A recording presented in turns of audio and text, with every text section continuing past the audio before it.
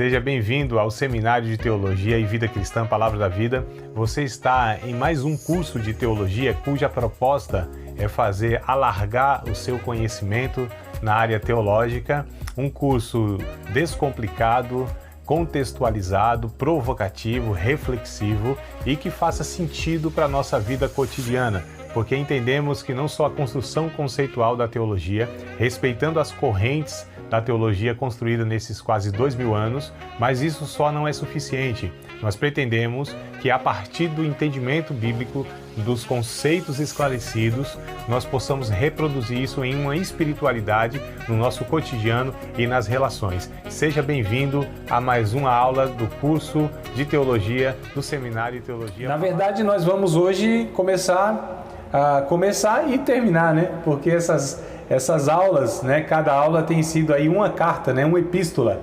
A gente tem feito uma abordagem bem panorâmica, embora seja panorâmica, né? Ou seja, não é exaustiva, a gente não se aprofunda, mas eu estou procurando não ser tão superficial, mas dar para vocês aquilo que é principal, o que é pontual mesmo nessas cartas, né? Não só essa questão do autor, tema, mas enfim, algo que seja assim o principal. Os outros detalhes são aprofundamentos, mas a gente pretende, pelo menos com essas abordagens, dar para vocês aí uma noção boa, né, de cada carta, o seu tema principal, e aí a gente vai absorvendo a mensagem de Deus para a nossa vida, né? Em última instância, a primeira coisa é conhecer a palavra de Deus, de fato como ela foi comunicada aos seus primeiros ouvintes, e em segunda instância a gente aí absorve para nós como ensino bíblico para as nossas vidas, pedindo para que Deus aplique na nossa vida, porque o mais interessante de nós estudarmos é nós vivermos a palavra com entendimento, mas vivermos, né? Temos a compreensão, mas a prática no final das contas. Então bora lá, segunda epístola de Paulo aos Tessalonicenses, Bíblia aberta aí, né? Na segunda carta de Paulo aos Tessalonicenses, ele vai falar, ele é uma continuidade da primeira Tessalonicenses, né? Da primeira carta. Então na primeira carta a gente vai ver o que ele falou e aqui a gente vai ter a continuidade, né? Mas segunda Tessalonicenses é mais sobre a vinda de Jesus, né? Mais sobre a segunda vinda de Jesus, essa carta. Quem escreve? Paulo. O que ele escreve? Mais sobre o retorno de Jesus. Onde, né, aos Tessalonicenses, ele escreve, na verdade, possivelmente lá da região da Macedônia, mas escreve para os Tessalonicenses, né, capital lá também daquela região da Macedônia. Quando ele escreve, né, alguns meses depois da primeira, então ele escreveu a primeira carta, a gente viu na aula passada, né, lá pelos anos mais ou menos 51, alguns meses depois, tá? Talvez 3, 6 meses depois, um pouquinho mais ou menos, mas está entre isso aí, ele escreve então essa segunda carta, né? Por que ele escreve? Para encorajar aqueles que estavam sendo perseguidos e para corrigir mal entendidos, tá? Então esses dois propósitos aí. Então, quem escreve, o que escreve, onde escreve, quando escreve, por que escreve, tá? São essas 5 perguntas que nós temos que fazer geralmente aí nas cartas que a gente, aliás, em todos os livros da Bíblia que a gente estuda. A gente tem um curso, né? Aí que a gente estuda todos os livros da Bíblia, de Gênesis a Apocalipse. Olha eu fazendo aqui um marketingzinho no meio da aula, ó. Aqui é o comercial, né? Sempre tem um comercial, um plim-plim, né? Tem um comercialzinho aqui de outro curso, que é o curso chamado Teologia Bíblica, onde a gente estuda Gênesis a Apocalipse, os 66 livros em 24 meses. Em 2 anos nós estudamos toda a Bíblia nesse perfil. Quem escreveu, quando escreveu, por que escreveu, qual o tema, contexto histórico, político, religioso, cultural, arqueológico. Então a gente pega isso em todos os livros da Bíblia. É um conhecimento assim fantástico que esse curso traz para nós, né? Negócio bem light, bem tranquilo. Teologicamente falando, não são aqueles termos bem teóricos, né? Uma coisa bem interessante. Quem sabe aí vocês não fazem esse curso futuramente também, ou paralelamente com isso. Pode ser, meu amado. Está convidado aí. Vocês estão convidados para assistir na quarta-feira, tá bom? Mas vamos lá. Então, Paulo escreveu 1 Tessalonicenses, tá? Para incentivar aquela comunidade de cristãos, né? Comprometidos, mais perseguidos, e para ajudá-los a entender seu futuro. Então, só para a gente pegar a primeira lá e fazer um link com essa aqui, tá? Nessa segunda carta, em 2 Tessalonicenses, Paulo, ele corrigiu mal entendidos, né, sobre a volta de Cristo, que ele já tinha falado alguma coisa lá na primeira, mas ainda permanece alguns mal entendidos, e aí ele corrige, né, esses mal entendidos aí sobre a volta de Cristo à terra, e ele insiste na vida santa durante esse meio tempo. Então ele vai corrigir alguns equívocos de ideias que os irmãos lá na cidade de Tessalônica tinham a respeito da vinda de Cristo, a sua segunda vinda, melhor dizendo, que é a primeira quando ele vem na terra mesmo, né? Vive os 33 anos e meio, morre, ressuscita, ascende o céu. Então, a segunda vinda, que eles tinham lá alguns equívocos, Paulo corrige isso, fala da primeira, mas corrige aqui. E nesse meio tempo, ou seja, enquanto Cristo não vem, Paulo ensina como eles devem viver, a maneira santa que eles devem viver, tá? Propósito dessa carta, se vocês quiserem anotar, qual o propósito? Então, o propósito de Paulo nessa carta é semelhante à da primeira, tá? Animar seus novos convertidos perseguidos, tá? Animá-los, né? Encorajá-los. Segundo ponto, exortá-los a dar bom testemunho cristão e a trabalhar cada um pelo seu sustento. A gente vai ver depois o porquê desse ponto aqui. E o terceiro ponto do propósito de Paulo escrever essa carta: corrigir certos erros doutrinários sobre eventos dos tempos do fim, né? Ligados ao dia do Senhor, ou dia de Cristo. Essa é a expressão que Paulo usa muito nessa carta, dia do Senhor ou dia de Cristo. Vamos ver já no capítulo 2, verso 2, esse termo aí, capítulo 2, verso 2, já está aberta a Bíblia aí, né? Diz assim, ó: que não vos movais facilmente do vosso entendimento, nem vos perturbeis, quer por espírito, quer por palavra, quer por epístola. Depois a gente vai voltar nesse versículo aqui. Como de nós, como se o dia de Cristo estivesse já perto. Então olha aqui, nesse capítulo 2, verso 2, a gente já vê aqui um dos motivos principais de Paulo estar escrevendo, né? E exorta eles: vocês não fiquem perturbados, não. Vocês não se movam facilmente aí, né, do entendimento de vocês, porque alguém falou lá, né, de uma maneira e de outra que Jesus já tinha vindo. Paulo diz: não é bem assim. Não se movam da firmeza, da convicção, do entendimento que vocês têm a respeito desse assunto aí. Vocês receberam, depois a gente vai ver aqui, receberam mensagens lá, uma suposta profecia, uma suposta revelação, uma suposta mensagem, uma suposta carta de Paulo, né? Então algumas pessoas estavam transtornando, perturbando a comunidade lá dos irmãos em Colossos, né, a respeito desse assunto. Então Paulo escreve a segunda carta para corrigir esse ponto aí, tá? O tom da primeira carta de Paulo é de uma ama que cria os seus filhos, né? Vamos lá em 1 Tessalonicenses, só para a gente confirmar. Vocês sabem o que é uma ama, né?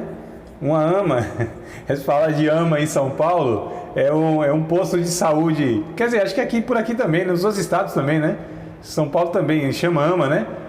Não é isso? Tem a UBS, a UPA e tem a ama. Acho que deve ser só em São Paulo, agora me confundi. Mas a ama é um posto de saúde que atende algumas especialidades. Mas a ama aqui é uma mulher, né, quando a mãe biológica não podia amamentar o filho, então essa mulher ela era contratada para amamentar o filho, né, chamada de ama de leite, né? Então virava ali quase que tinha uma afinidade, né, com a criança, virava quase que uma espécie de uma segunda mãe, né? Então Paulo ele usa esse termo aqui bem interessante, que ele escreve a primeira carta, né, mais ou menos aí como uma ama que cria os seus filhos. 1 Tessalonicenses, capítulo de número 2, versículo de número 7. Ele usa mesmo essa expressão aqui. Olha que coisa interessante. 2:7 de 1 aos Tessalonicenses. Antes, fomos brandos entre vós, como a ama que cria seus filhos. Então, olha o tom que ele usa na primeira carta para se referir aos irmãos lá, né? Ou a ele em relação aos irmãos, né? Ele seria mais ou menos essa segunda mãe. Olha que coisa, que afinidade que Paulo tem com esses irmãos. Na segunda, né, já muda um pouco. O tom é, primeiramente, o de um pai que disciplina os filhos desobedientes para corrigir seus caminhos. Então já mudou o tom aqui, né? Algo mais enfático. Vamos ver o capítulo 3, versos 7 ao 12. Ó. A gente percebe aí então essa informação. 2 Tessalonicenses no caso, tá? Segunda, a gente está falando da segunda agora. Capítulo de número 3, verso 7 ao verso 12. Ele já pega aqui como um pai corrigindo mesmo, né? Diz assim, ó: porque vós mesmos sabeis como convém imitar-nos, pois que não nos ouvemos desordenadamente entre vós. Nem de graça comemos o pão de homem algum, mas com trabalho e fadiga, trabalhando noite e dia, para não sermos pesados a nenhum de vós. Verso 9: não porque não tivéssemos autoridade, mas para vos dar em nós mesmos exemplo, para nos imitardes.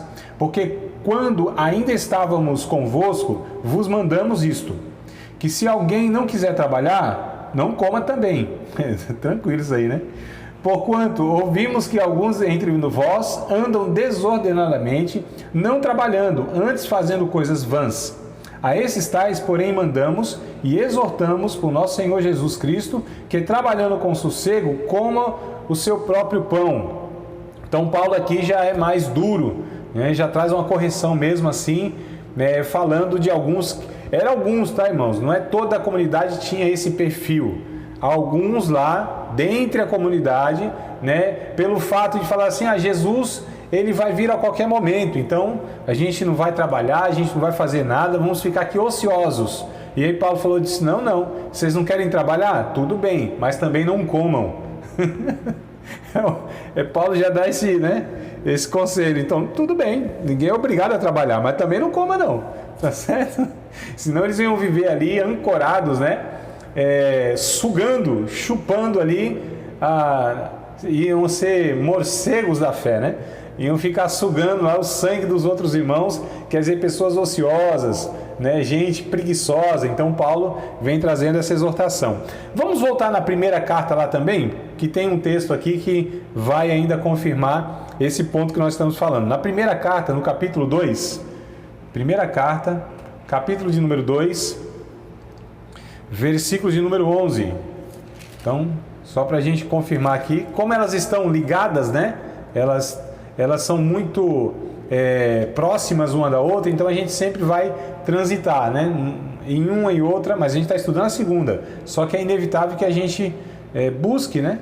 Lá o texto também da primeira, porque são assuntos semelhantes também. É só a forma que Paulo aborda que é um pouco diferente. Ou seja, a primeira é de uma maneira mais tranquila e a segunda de uma maneira mais enfática.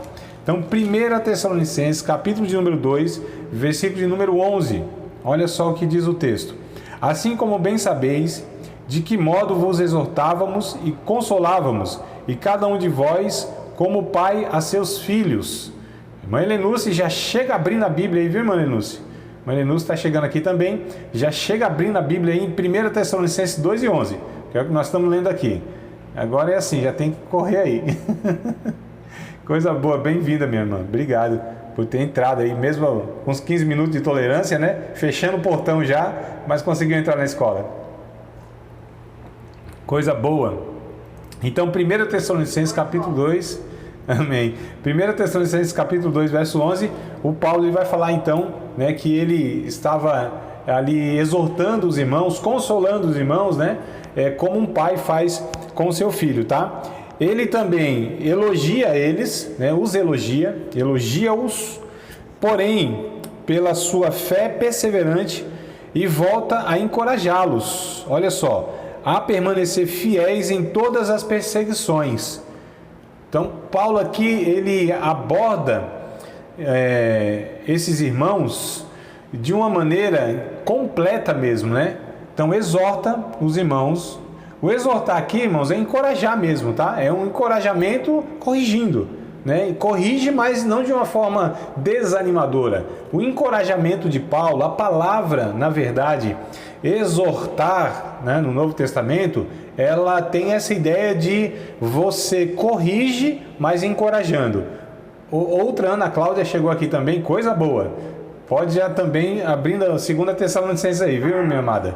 Boa noite a todos. Boa noite, minha irmã. Paz e bem-vinda. Então, bora lá que já entrou com o bonde andando aqui, pula dentro dele. Tá bom. E vamos pegar o ritmo que a gente está aqui. Então, na segunda carta, né, de Tessalonicenses, capítulo 1, verso 3, vamos lá? Do 3 ao 7 nós vamos ler agora, tá? 2 Tessalonicenses, capítulo de número 1, versículos de número 3 ao versículo de número 7. Olha que coisa interessante. Paulo aqui exorta os irmãos, né, a permanecer firmes em toda a perseguição. Diz assim o verso 3 do capítulo 1 da segunda carta: sempre devemos, irmãos, dar graças a Deus por vós, como é de razão, porque a vossa fé cresce muitíssimo, e a caridade de cada um de vós aumenta de uns para com os outros. Olha que coisa interessante. De maneira que nós mesmos nos gloriamos de vós nas igrejas de Deus, por causa da vossa paciência e fé. Entenda a paciência aqui como sinônimo de perseverança, tá? E em todas as vossas perseguições e aflições que suportais. Prova clara do justo juízo de Deus, para que sejais havidos por dignos do reino de Deus, pelo qual também padeceis. Se de fato é justo diante de Deus, que dê em paga a tribulação aos que vos atribulam. Verso 7. E a vós que sois atribulados, descanso conosco, quando se manifestar o Senhor Jesus, desde o céu com os anjos do seu poder. Então Paulo aqui, ele encoraja os irmãos, elogia a fé deles, não é? Reconhece essa virtude.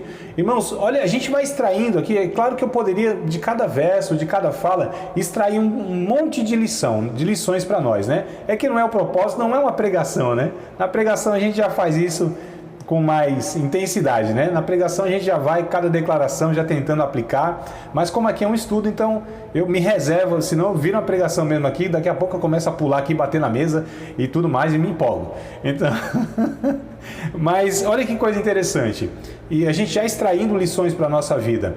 Como é importante nós, não só, isso vale para todos os relacionamentos, não só da igreja, de fé, eu estou falando num relacionamento matrimonial, num relacionamento profissional, num relacionamento de pais e filhos, né? Vale para todos esses relacionamentos, onde a gente corrige, aponta o erro das pessoas e corrige, né?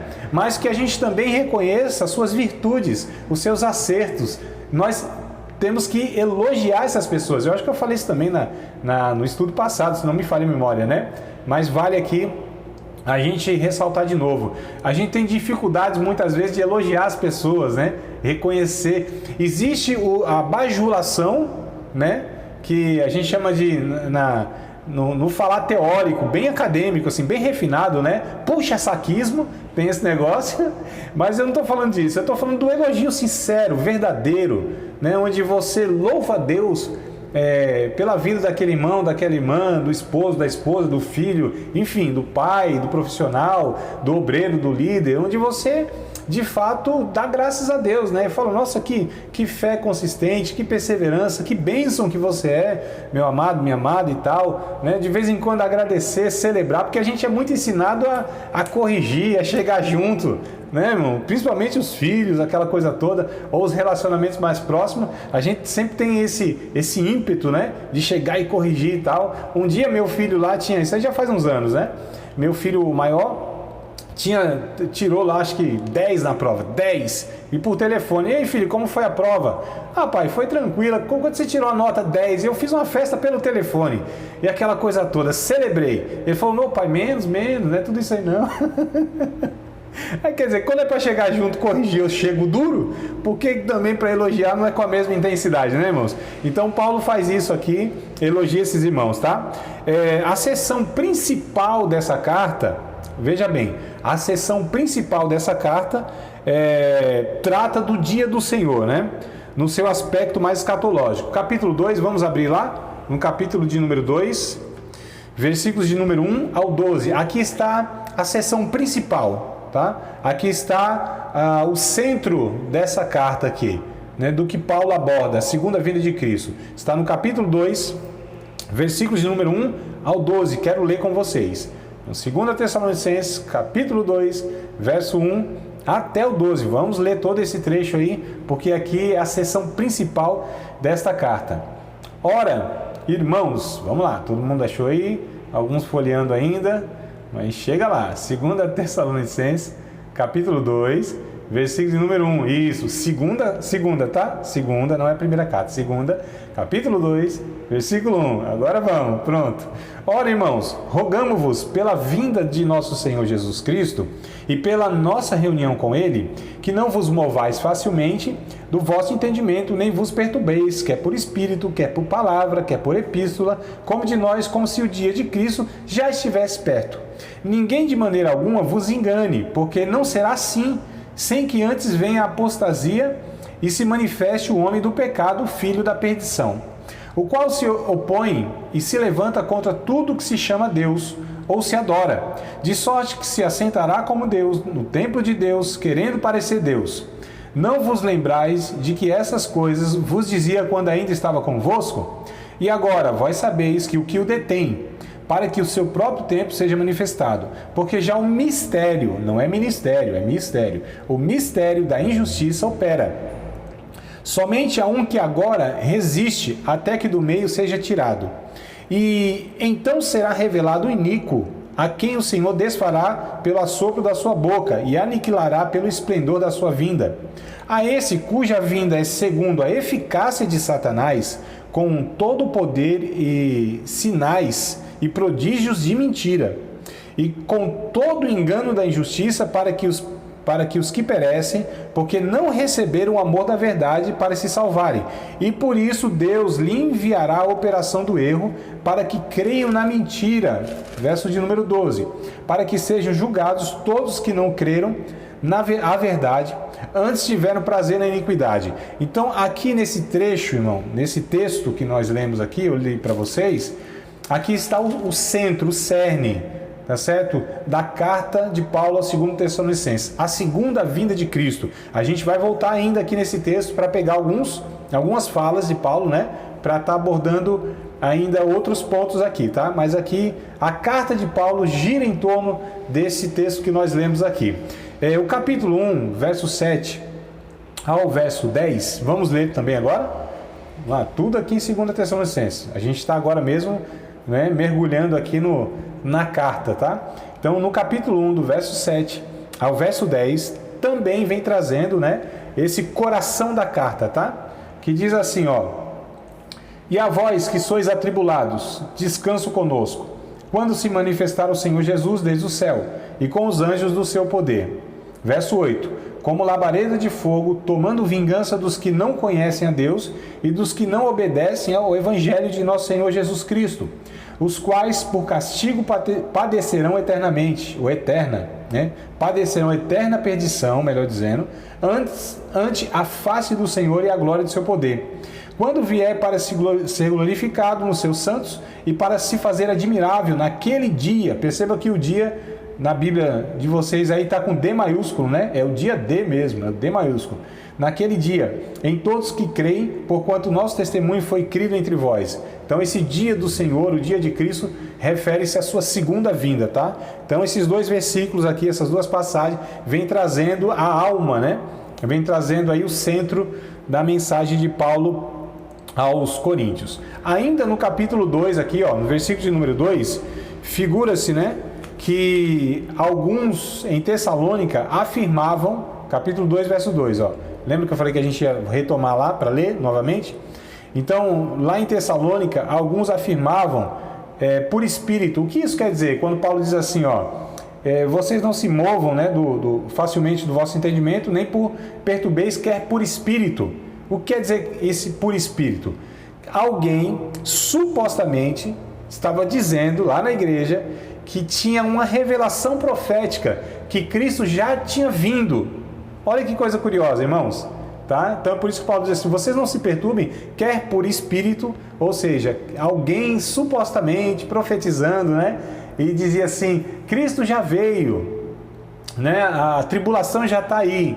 Irmãos, olha que coisa curiosa, as pessoas não leem a Bíblia e elas caem em armadilhas que são antigas, não é de hoje.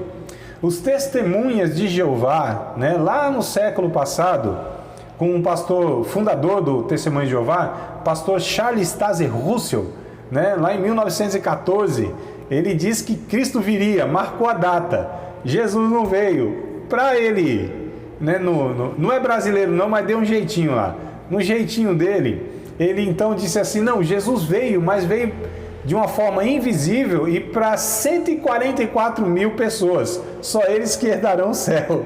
Aí que vai surgindo essa doutrina aí, né? Os Testemunhos de Jeová vão construindo a doutrina dele, sempre baseado nos erros, né? Então dá um erro, eles inventam uma coisa, porque eles é doido para marcar a data, né?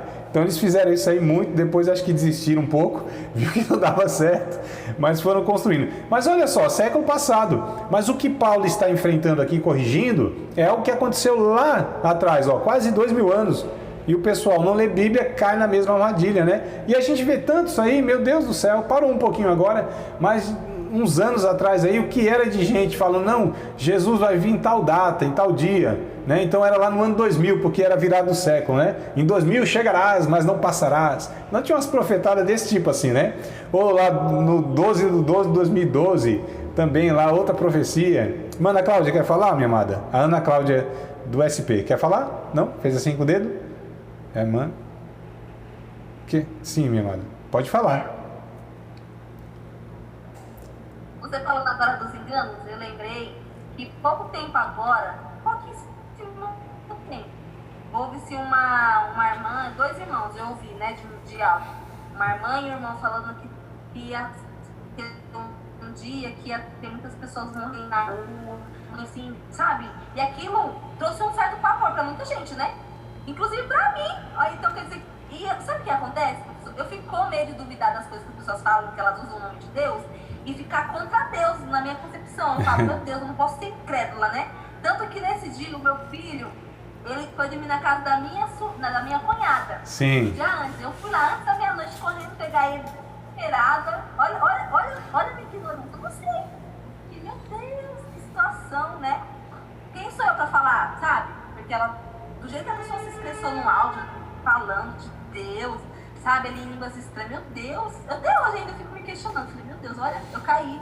E aí as pessoas depois ficaram perguntando, mas não ia acontecer? Mas não ia acontecer? Eu falei, ai, eu creio que Deus é Deus de misericórdia, de repente ele falou um mês, depois falou que não ia fazer mais, falou que misericórdia na nossa vida. Aí eu fiquei, como, olha, eu passei vergonha. Vejam a importância, né? Vejam a importância, porque vira e mexe tem esses áudios aí, né, nos WhatsApp da vida e alguns vídeos aí pelas redes sociais. E a gente vê isso aí até de uma forma corriqueira, né? Muitas pessoas, e falam mesmo lá de uma maneira que é quase convincente, né? Para aqueles que de fato não têm a clareza bíblica. Então é língua estranha para cá, e que Deus deu uma revelação e conta os detalhes e aquela coisa toda. Amados, nós precisamos ter a segurança da revelação de Deus, que se chama Bíblia Sagrada. E é interessante assim, eu queria que vocês me entendessem muito bem, tá? Para, de repente, não ficar uma impressão que eu não acredito nos dons espirituais. Eu acredito em todos os dons espirituais. Os busco, né? Os desejo. Alguns, pela graça de Deus, até tenho.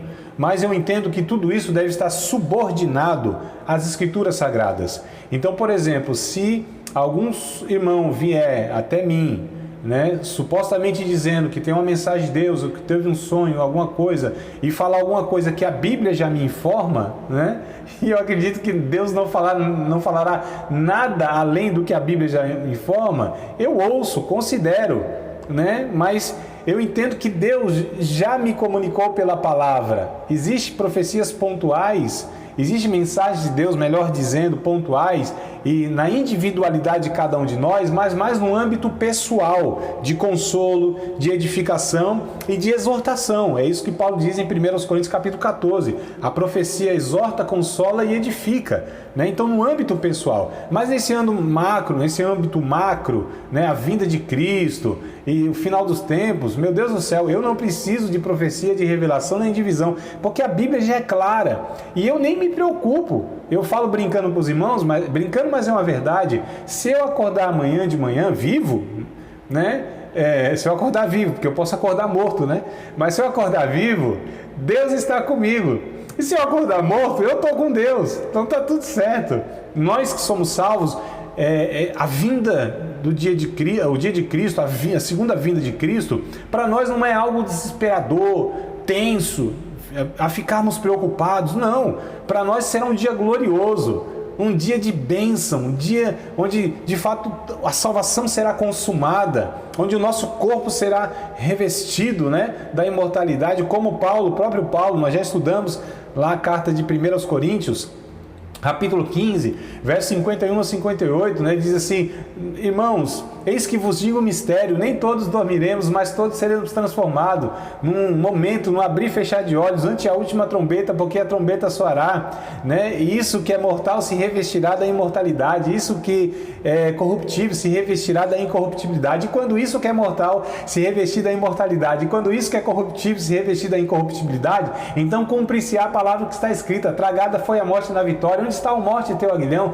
Onde está o inferno, a tua vitória? Porque a força do pecado é a lei, mas graças a Deus que nos dá a vitória por nosso Senhor e Salvador Jesus Cristo. Portanto, meus amados irmãos, sejam firmes e constantes, sempre abundantes na obra do Senhor, porque a vossa obra terá uma recompensa. Pronto! A Bíblia já traz para mim uma alegria tão grande que a vinda de Cristo não é algo que me preocupa. Eu vivo a minha vida de fé com vigilância, orando a Deus, tentando compartilhar a palavra, tentando fazer alguma coisa para que pessoas conheçam a Cristo. Mas se alguém vem falando, né, de alguma questão desse tipo, eu falo: glória a Deus, já sei, Jesus já me falou, e bora embora. Mas a importância, então Paulo disse assim: cuidado, já tem gente dizendo que Cristo já veio. Ele falou: não veio, mas foi por Espírito, né? Supostamente a revelação. Vamos aqui no capítulo 2, verso 2, que nós estamos lendo: quer por Espírito, quer por palavra, né?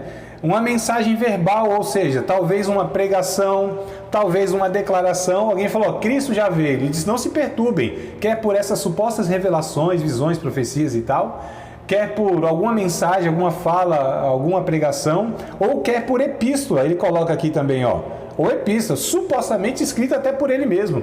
Então, olha só que tinha um grupo, tinha algumas pessoas lá na igreja, na cidade de Tessalônica, dizendo: não, Jesus já veio. Uns supostamente profetizando, os outros falando, pregando ou ensinando, e o outro dizendo, até Paulo escreveu sobre isso também, que Jesus já veio, né?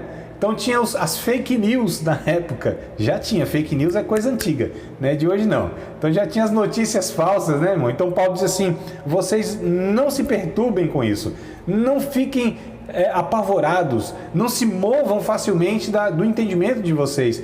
Percebam, amados, o alerta, a exortação, a advertência, né, que Paulo dá a eles, e nós também. Então, isso serve para nós. Então, percebe como a Bíblia traz para a gente, essa mesma mensagem, para a gente ficar tranquilo, né? Tranquilo, como diz aí os adolescentes, de boa, que o dia do Senhor e a grande tribulação, né, já tinha começado. É o que eles falavam: olha, o dia do Senhor já veio, Jesus já veio, a grande tribulação está aí, tudo já tinha começado. E aí Paulo corrige esse erro, né, declarando 3 eventos. Olha que coisa interessante, aqui no capítulo 2 ele declara 3 eventos, tá bom, notáveis, que vão assinalar e vão preceder, ou seja, vão vir antes, né, da chegada de Cristo, do dia do Senhor. Então, capítulo 2, versículo de número 2, ele começa a falar de 3 eventos. E aí a gente vai ver esses eventos agora. Primeiro evento, capítulo 2, verso 3. Se vocês quiserem anotar, eu acho interessante fazer essas anotações, que aqui vocês vão ter no esqueleto, né? Vai ter o esboço da carta agora. Então Paulo diz assim: Jesus não veio, tá? E para afirmar que Jesus não veio, ele vai falar 3 coisas vão ter que acontecer antes.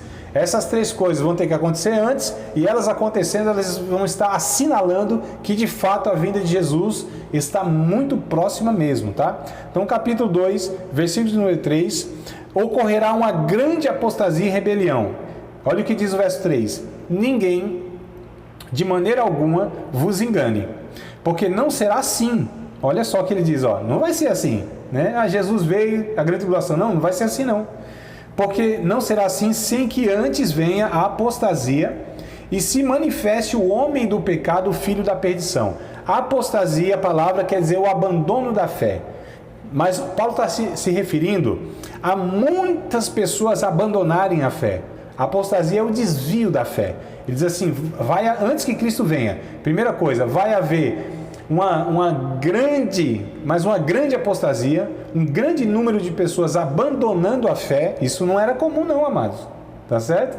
Há pouco tempo atrás, algumas décadas atrás, as pessoas que tinham encontro com Cristo, com o Evangelho e participavam de igreja, eles viviam lá do começo até o fim da vida, né?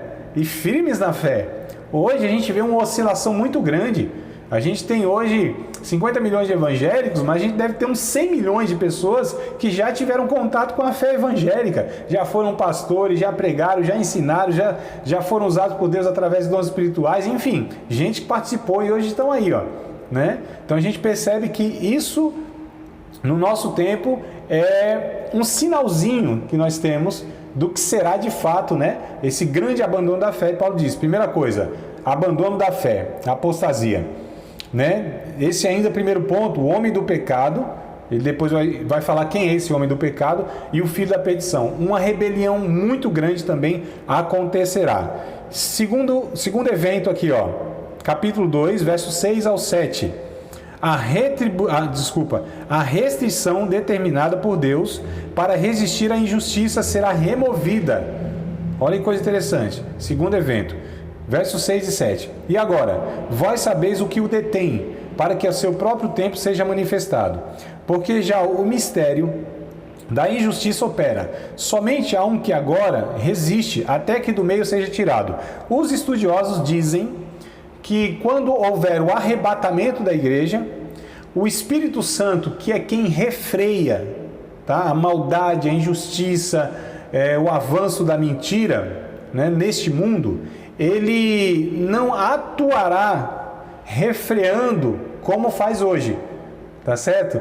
Porque a igreja será levada, o Espírito Santo usa a igreja na intercessão, né? Na influência, nas relações, nas áreas de atuação que os crentes estão dando bom testemunho, influenciando, lutando pela verdade de Deus. Esse povo não estará mais aqui. Então o Espírito Santo, esse freio do Espírito Santo, ele diminuirá de uma maneira que a injustiça avançará muito. Querido,